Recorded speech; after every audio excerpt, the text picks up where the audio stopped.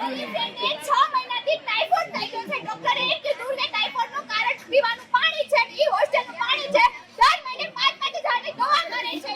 આ પાણીનું કારણ છે. આમાં અમે કેમ રહીએ? વાત કરું, અમે લોકો 11 વાગે હોસ્પિટલથી આવેલા. હું ને મારી આ ફ્રેન્ડ તો પાયલભાઈએ એવું કીધેલું કે 100 રૂપિયા આપીને ફાઇલ બનાવડાવેલી છે. મારા હાથમાં નિપ્પલ હોવા છતાં એણે એવું કીધેલું છે. તો શું બધા ખોટા હોય છે? પાણી ભરવા માટે મારે આટલા માટે જવાનું. એમાં મારી કલાકે તો એક બોટલ વાઈન ભરાય.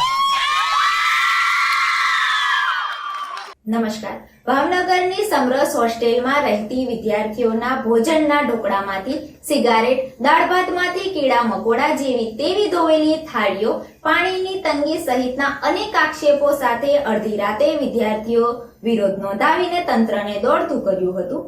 ગઈકાલ રાતના આ વિડીયો છે. આ વિડીયો જોતા લાગે છે કે હવે આ નવી પેઢી ચૂપ રહે એમ નથી.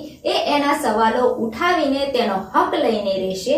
આ બધું થયું છે હોસ્ટેલની અસુવિધાના કારણે, જે અડધી રાતે વિદ્યાર્થીઓને ધરણા પર બેસવા મજબૂર કર્યા છે.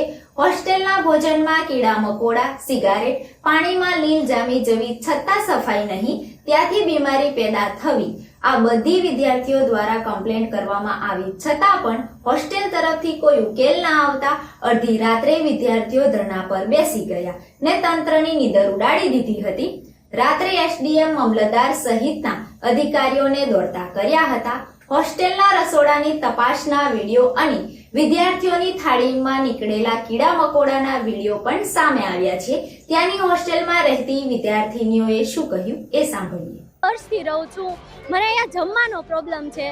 આ લોકો ડીશ સારી ધોતા નથી, કાંઈ એવું કંઈ થતું જ નથી અને જમવામાં મકોડા કીડી આ તે નીકળે છે. અને મારી જ સાથે મારી પ્લેટમાંથી સિગરેટ નીકળેલી છે અને એ પહેલાં એ લોકો મને પરાણે ખવડાવ્યું. મને ખાવું નહોતું અને મને નહોતું ભાવતું છતાં ખવડાવ્યું. પછી છેલ્લે એમાંથી સિગરેટ નીકળી તો અમારે શું કરવાનું? જો રિવ્યુ લખીએ તો એ લખવા ન દે. અને જો મારે એક્ઝામ શરૂ હતી અને જમવાનું સારું નહોતું બપોરનું, મેં કીધું મારે રિવ્યુ લખવું તો મને આના વોર્ડને એવું કીધું મને જ્યાં હોય ડાઇનિંગ હોલમાં કે તો એ કે વાંધો નહીં તમે અત્યારે લખ, એ કે સારું લખો, લખવા નહીં દઉં પણ એ કે જો હમણાં સારું બનાવી નાખું છું ને પછી તમારે જોવા આવવાનું. તો મારે એક્ઝામ હોય હું નીચે જોવા આવું પછી